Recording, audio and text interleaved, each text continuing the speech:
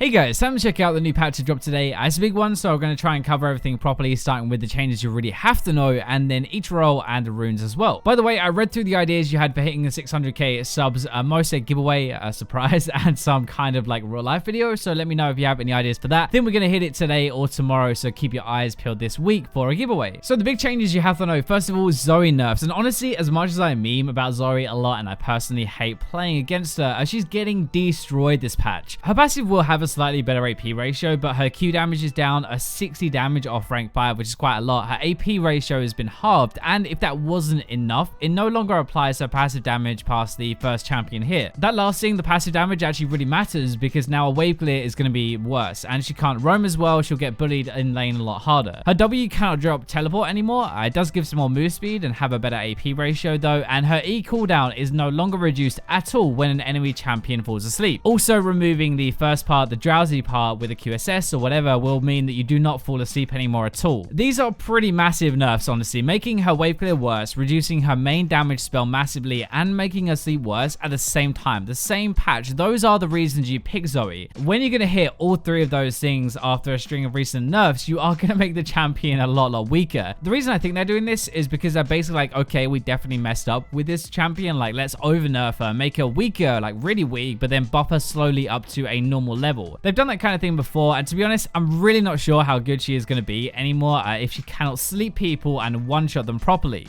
Maybe the biggest change is actually to Rengar. They are reverting the rework a little while ago, and remember when Rengar used to one-shot 80 carries all game? Those days are back, so it's time to go back to building a Zhonya's on 80 carry again. Honestly, memeing aside, I think you want to ban him really. He is going to be really good. Basically, W and E are really the same. Ultimate is very similar, and so is his passive. His passive does now give a little bit more percentage AD and will leap closer to his target, and his ultimate, the enemy vision range is way down, so you won't spot him until he's closer to you. Rengar's vision range though is up a bit, and he also moves a lot faster now. He doesn't crit the closest target when he leaps to them, but he does 30% of his AD and shreds their armor for 4 seconds. His Q is back to normal, no AoE thing, just single target and a lot of damage. It is an attack reset, and it gives attack speed when empowered as well. So he is fully back to single target burst machine now, and if anything, gonna be at least decent this patch, I think. His ultimate is more useful. He shreds their armor, ready for your double Q burst after that. I would honestly be surprised if he isn't back to his pure assassin style that he used to be, where he was really good. So Tracker's Knife has also been removed from the game, now only able to get red or blue smite if you're a jungler. It is a big change, but honestly only for a few champions like Lee Sin and pro play. Now I've actually had some really big buffs for Fiddlesticks, I think, especially with the new AP item changes. Spellbinder, the new item, seems really good maybe on Fiddle as well. The cooldown on his E has been decreased now and does 100% bonus damage to monsters from 50%, but it won't deal bonus damage to minions anymore, so rip mid lane Fiddlesticks. His ult cooldown though, his ultimate cooldown lowered by 10, 30, and 50 seconds, and this is again a really nice change actually. I haven't seen many Fiddlesticks recently, so it's kind of hard to say exactly what his problems were, but even just a bonus damage increase is really good for his farm speed now. I can see him actually being good this patch, I think. Maybe not, but I wouldn't be surprised if he was. Kalista is the last big change here for champions. Going to impact her way more, I think. So her range is going down by 25. Thankfully not to 500 like on the PvE, but to 525. It still sucks though. Her base AD is down, but her attack speed is up, and that is because her W no longer gives attack speed when near her paired champion. Instead, that is going to give 5 to 25 AD. So basically, the stat change is just replace that. Her E is another big change. Maybe the biggest change, honestly, here. Kalista's main way to trade, right, is to kill a minion with rend in it while hitting the enemy AD with rend as well.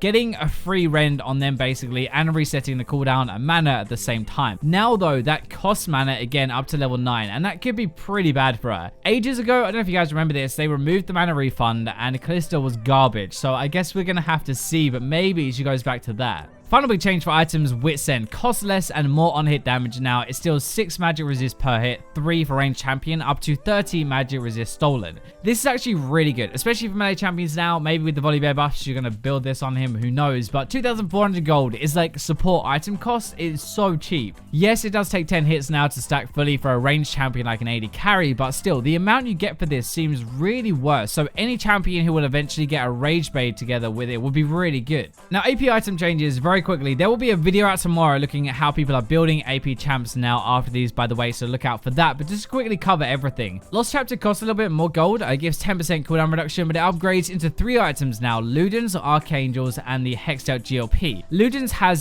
some mana now and cooldown reduction added, and it's mainly for poke champions already. Archangels has way more base mana, cooldown reduction added as well, so it's a ton of mana and also really good scaling. Hextech has a cooldown reduction added, the health removed, but the active is a bit more useful, and it's mainly seems to be around the slow effect. Those are really your first item choices this patch, but then we have Leandry. So there's no magic pen anymore, but a new effect, Madness. Every second spent in combat, you do 2% more damage up to 10%. Haunted Guys has the same effect, by the way. Basically, you want this on a champion who are not burst, really, but use their damage over a longer period of time. Morello has also been reworked, gives health instead of mana now. There's no mana refund passive at all, and a little bit less AP, but it does give magic pen instead, and any magic damage applies grievous wounds for 3 seconds on any health target. It is really now an anti-healing item for AP champions that spikes well mid-game, a lot like how Leandry's used to actually with the magic pen. Oblivion Orb is a new item, but it builds into Morello. It's not that important, honestly. It's a lot like how Haunting Guys used to be. Finally, then we have the big new item, Spellbinder, and it's very similar to how the old Ludens was stat-wise at least, but it doesn't obviously have the passive proc. Instead, nearby spellcasts, ally or enemy, by the way, give you a stack, and you can hold up to 100. When you activate this, you consume every stack you have, and you gain move speed and AP for 4 seconds. The amount that you get scales with how many stacks you have, so at 100 stacks, for example, the cap, it is 100 AP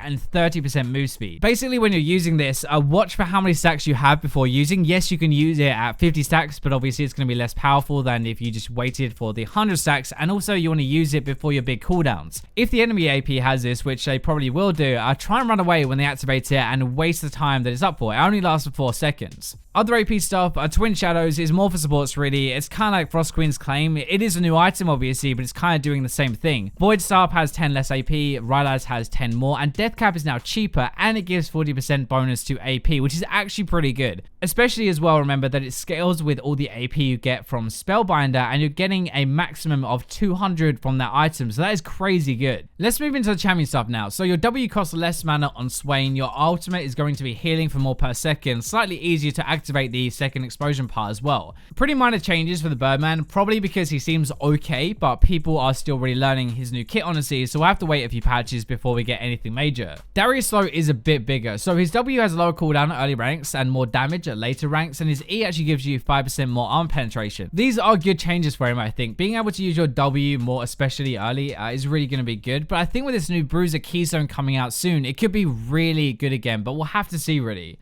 The next 3 are really pro play aimed. More for the top lane, we have Gangplank, Gnar, and Ornn. Basically favorites in pro play, and they're just getting reduced in power a little bit. Gangplank's Q mana cost is increased early ranks. His E, his barrels don't give vision, but more importantly, they last 25 seconds now instead of 60. They're kind of trying to make it so his lane phase is a bit weaker because he's just that good in pro play right now. I'm not sure if it will affect solo Q that much, but definitely should be a little bit easier to beat him early. Nara's got similar things, so his Q cooldown refund is worse now, so you can't use that as often. His E hop damage does a little bit less. It's a lot lower rank 1 actually.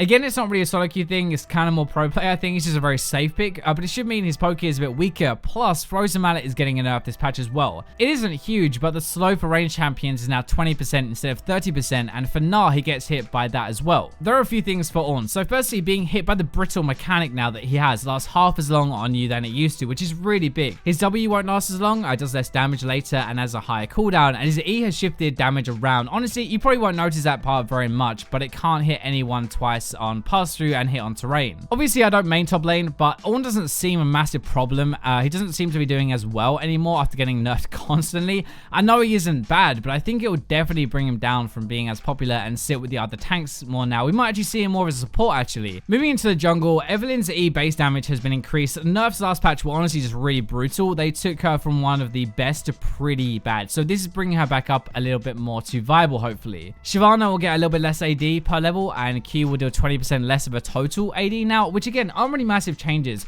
Apparently they think the press the attack buff, which I'm not really sure is a proper buff anyway, would make her overpowered, so they're taking some power away from her directly. The thing is, she doesn't really build pure AD anyway, so that 20% nerf isn't massive as it would be on others, but it is actually still pretty big because total AD. Volibear is finally getting buffs, but don't get your hopes up, okay? Q move speed is increased now even more towards an enemy champion. W has the cooldown halved when used against a minion now. His E slightly knocks people back, and if the enemy is dashing or airborne, it will do a little bit more damage. The E change seems pretty weird. Basically though, he's just faster now than before, and I don't really think more speed is going to solve the issues with Volibear. I'm guessing this is a small kind of like band-aid fix until bigger work, or I hope so at least. Xin Zhao is a little bit bigger, so his passive damage massively lowered now. Was 20 to 80% total AD, and it's now 15 to 45%, almost half later. Your W is going to cast slightly faster, but it's honestly not really that much. It's really about the passive damage later into the game. It just makes him scale like less with items. This is total AD as well, right? So this is including base damage, which means it is going to hit a little bit harder, even if you're not stacking a ton of AD from items. Moving into AD carries, Kog'Maw has been given 1% more damage on his W at rank 5. It is the same rank 1 though. They nerfed him a lot like Eve actually, from one of the best AD carries, almost freeload really, to absolutely shite in one patch. With Rage Blade, removing any percentage is way more than it actually seems because it applies more, right? So Kog really got boned. Tristana's R cooldown has been increased though by 20, 25, and 30 seconds. She is getting more nerfs by the way next patch or the one after that, and they will be a lot bigger, but for now they want to try and make her a little bit less safe. This is unlikely to have a massive impact because we are waiting for the bigger changes, but 20 seconds off rank 1 is actually still quite a lot, so it might make it a little bit less deadly. There is one last AD carry one to Twitch, which is a bit weird though. His E base damage has been decreased, but if you read this, it makes no sense. Basically they're saying with the press the attack buff he needs a nerf, but they're also saying that they're nerfing a champion because of a keystone that they admit barely anybody uses. Maybe they think everybody will rush to using press the attack, but I really doubt they are going to do that honestly. They are taking off half the base damage rank 5 though. It's quite a lot, but at least it's not much off at lower rank, so you can still trade if you take press the attack. Finally some rune stuff, like Precision Tree now has half the attack speed from the tree itself. You're going to give you some AD or AP instead when paired with Domination or Sorcery. Press the attack is getting a buff. I'm going to put quotation marks there, you obviously can't see that, but base damage has been increased. The damage amp percentage though scales with level. I personally think this is definitely worse for bot lane. The percentage amp would have been reused by the AD carry and the support and would have been really good. Maybe it is going to feel a lot better just for like the 3 auto trade, but I feel like losing the percentage damage amp mid game in team fights is going to hurt a lot, especially when you have some crit chance as well. Inspiration, perfect timing, stopwatch won't come online until 10 minutes into the game now instead of 6, which is a really cool change. Personally, I think especially for AD carries, not too sure about other roles, but they're going to be going into the Precision Tree first of all, and then probably into Sorcery secondary now. That is going to wrap up the patch notes. It was actually a really big one for some reason this time, but yeah, thank you for watching the video. Thank you for 600k subs if we did it today or tomorrow. I really appreciate it, but for now, I'll leave you with the robots.